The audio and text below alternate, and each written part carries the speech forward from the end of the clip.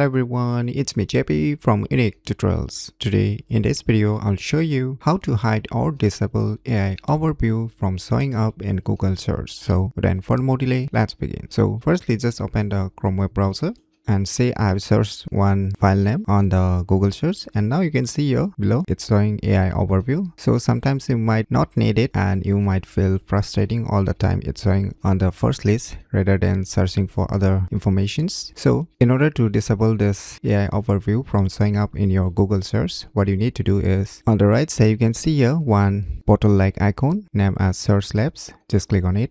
Now just scroll down below. Now you can see here AI mode. Just click on this right arrow icon, and now you can see here it's turned on, so just disable it and let us check if it has disabled the AI overview or not. Let me try to search again. So now you can still see the AI overview, so don't worry, here you can do the other method. Now for the second method, just reopen the Chrome web browser and just visit to this website link. I'll be providing this website link too in the video description, so you can click there and visit to this website link. And after that, just click on this add to Chrome, click on add extension.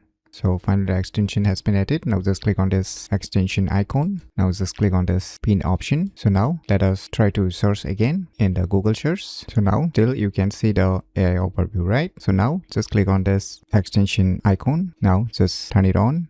Voila. Now you can see the AI overview is hidden from showing up in the Google search. So by using these cool tricks, you can easily hide or disable AI overview from showing up in Google search very easily. So if you never known about these cool tricks, then you should definitely give it a try. So if you find this video tutorial useful, please click on the thumbs like button. And if you're new to our channel, click on the subscribe button. And lastly, thanks for watching.